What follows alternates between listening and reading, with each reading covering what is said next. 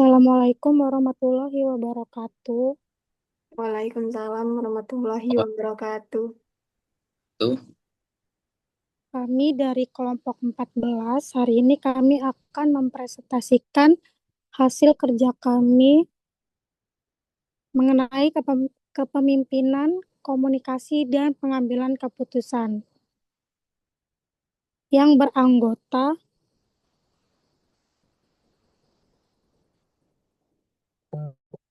next deh, Muhammad Zidan Al-Zakri, lalu ada Raffi Fahrudin Daris, ada saya sendiri, Desti Alia Wijaya, dan yang terakhir ada Adelia Putri. Kepada pemateri yang pertama dipersilakan.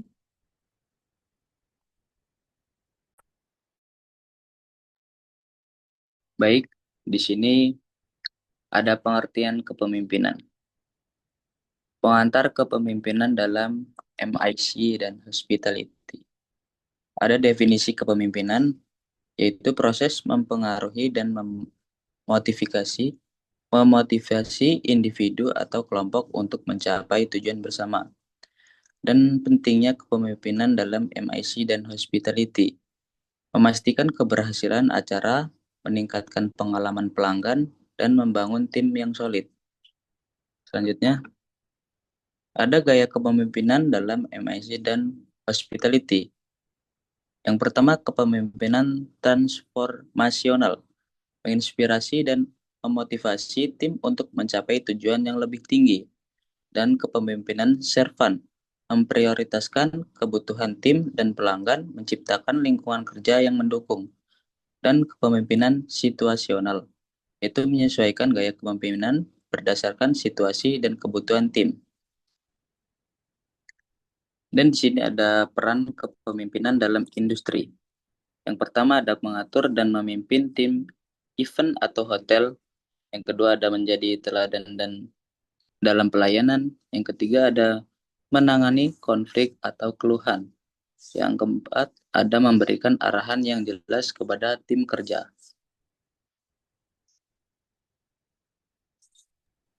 Baik, selanjutnya ada pengertian dari komunikasi. Komunikasi adalah jantung dari pelayanan atau tanpa komunikasi yang baik, bahkan SOP terbaik bisa gagal. Nah, pelayanan bergantung pada kecepatan, kejelasan, dan kesopanan dalam berkomunikasi. Komunikasi juga menjadi dasar koordinasi lintas departemen.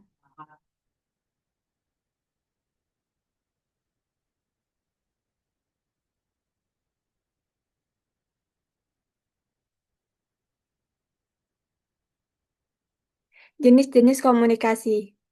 Satu, berdasarkan penyampainya. Ada yang verbal, yaitu melalui berbicara, berdiskusi, dan tulisan, yaitu melalui email dan laporan.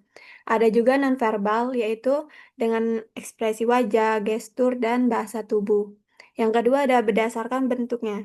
Komunikasi interpersonal adalah yaitu antara dua orang atau lebih secara langsung, dan komunikasi kelompok, yaitu dalam sebuah tim atau organisasi yang kecil. Dan komunikasi publik, yaitu menyampaikan pesan kepada audiens yang lebih besar, serta komunikasi massa, yaitu menggunakan media massa seperti televisi, radio, dan internet. Yang ketiga ada berdasarkan formalitasnya. Ada dua, yaitu komunikasi formal dengan mengikuti struktur resmi organisasi. Yang kedua ada komunikasi informal, yaitu terjadi secara spontan dan tidak terstruktur. Selanjutnya ada komunikasi internal, yaitu menggunakan istilah kerja yang mudah dimengerti oleh seluruh staf. Yang kedua ada komunikasi harus cepat dan tepat guna menggunakan alat bantu komunikasi saat dibutuhkan. Contohnya itu seperti HT dan sistem pos. Yang ketiga ada rapat atau briefing harian sangat penting untuk menyamakan persepsi dan informasi antar sip dan departemen. Selanjutnya ada teknik komunikasi efektif.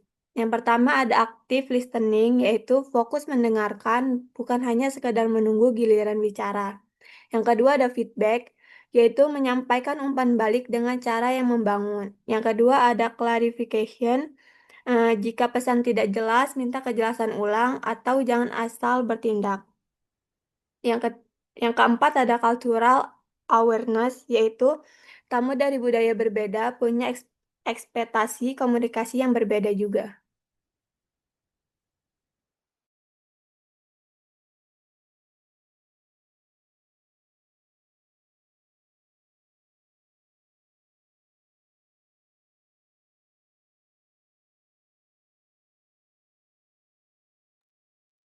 Selanjutnya ada pengambilan keputusan. Dunia hospitality sangat dinamis atau staf harus bisa membuat keputusan cepat di lapangan.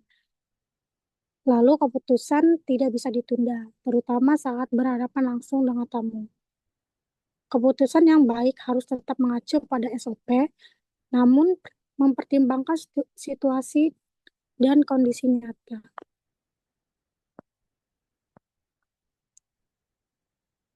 Selanjutnya ada faktor pengambilan keputusan. Yang pertama, kepuasan tamu.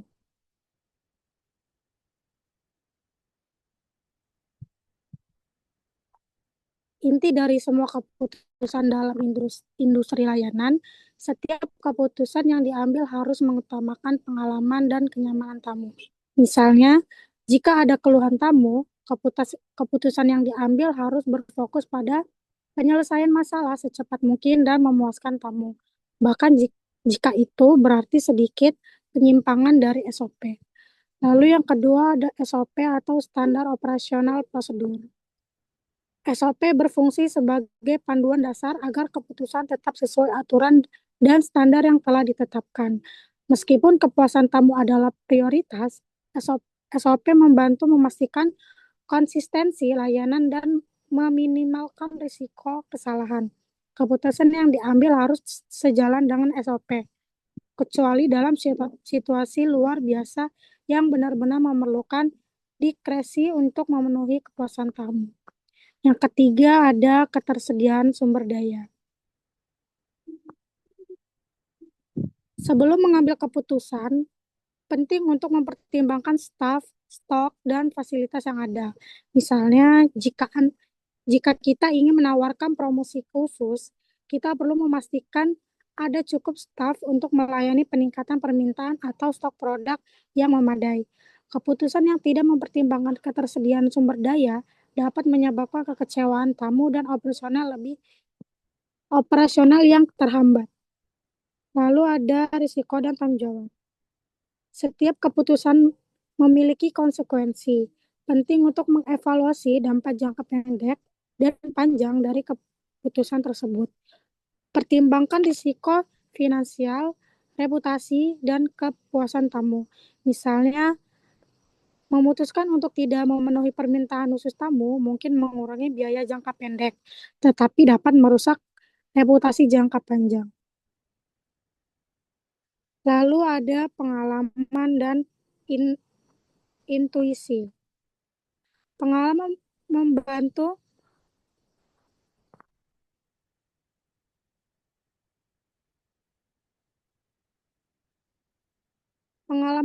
menilai situasi secara cepat dan seringkali memberikan intuisi yang tepat. Manajer atau staf yang berpengalaman mungkin dapat mengidentifikasi solusi yang efektif berdasarkan situasi serupa di masa lalu. Intuisi ini, meskipun tidak selalu didasari data, seringkali merupakan hasil dari akumulasi pengalaman dan pengamatan. Lalu ada nilai dan budaya organisasi. Keputusan yang diambil harus sejalan dengan misi dan etika pelayanan organisasi. Misalnya, jika budaya organisasi menekankan kejujuran dan transparansi, keputusan harus mencerminkan nilai-nilai tersebut dalam setiap interaksi dengan tamu atau rekan kerja. Lalu ada tekanan lingkungan. Dalam lingkungan yang serba cepat dan seringkali penuh tekanan, kemampuan untuk mengambil keputusan tetap tenang meski dalam tekanan sangat penting. Lalu ada data dan informasi. Keputusan berbasis data cenderung lebih akurat dan efektif, mengumpulkan dan menganalisis data tentang preferensi tamu, tren pasar, atau kinerja operasional dapat memberikan wawasan berharga untuk membuat keputusan yang terinformasi. Misalnya, data mengenai tingkat hunian kamar dapat membantu dalam keputusan penetapan harga.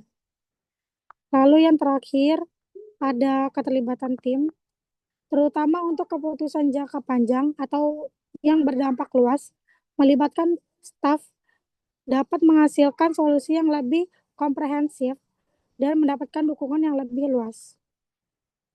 Next. Selanjutnya ada proses pengambilan keputusan dalam hospitality. Yang pertama itu ada identifikasi masalah. Langkah pertama dan krusial adalah dengan jelas mengidentifikasi dan mendefinisikan masalah atau peluang yang memerlukan keputusan. Misalnya tingkat hunian menurun atau perlu meningkatkan kepuasan pelanggan. Yang kedua ada analisis informasi, yaitu setelah masalah teridentifikasi, kumpulkan semua informasi yang relevan. Bisa mencakup data penjualan, umpan balik, pelanggan, tren pasar, atau informasi operasional. Analisis data ini untuk memahami akar penyebab masalah dan potensi solusinya. Yang ketiga ada evaluasi opsi. Berdasarkan analisis informasi, kembangkan beberapa opsi atau alternatif solusi yang memungkinkan. Kemudian, evaluasi setiap opsi berdasarkan kelayakan, biaya, potensi, risiko, dan dampak yang diharapkan terhadap tujuan bisnis. Ini mungkin melibatkan penggunaan alat seperti analisis SWOT atau membuat daftar pro dan kontra. Yang terakhir ada implementasi. Setelah opsi terbaik dipilih, buat rencana tindakan yang jelas dan terperinci untuk mengimplementasikan keputusan tersebut, melibatkan penugasan tanggung jawab, alokasi sumber daya, dan penetapan jadwal. Komunikasi yang efektif kepada semua pihak yang terlibat juga sangat penting.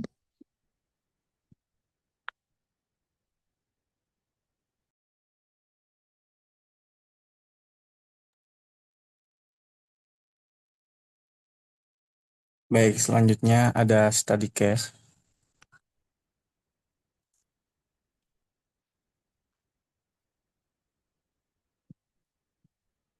Study case yang saat ini adalah itu Hotel Nirwana Bali, yang mana pada tahun 2024 sebuah hotel bintang 4 yang berada di wilayah Kuta Bali menghadapi tantangan serius, yaitu di bagian operasional juga penilaian dari tamu.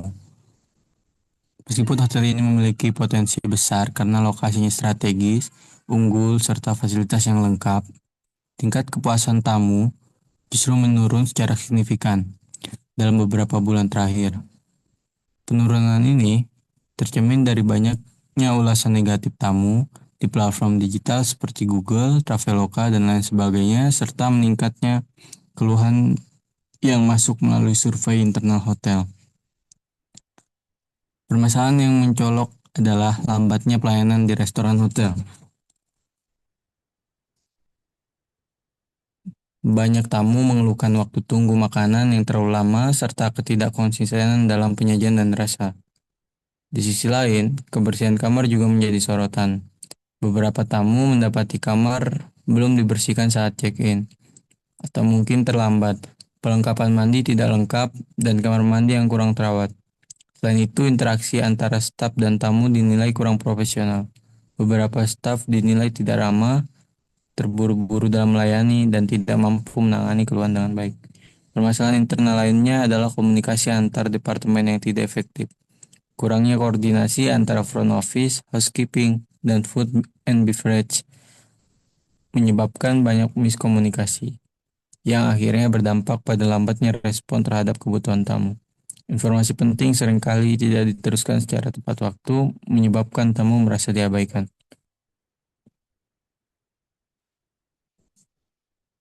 Next.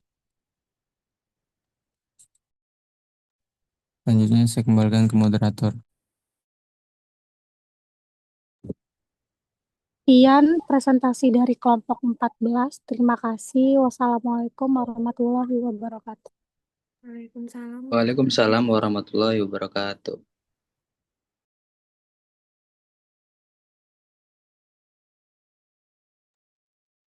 Udah, Del.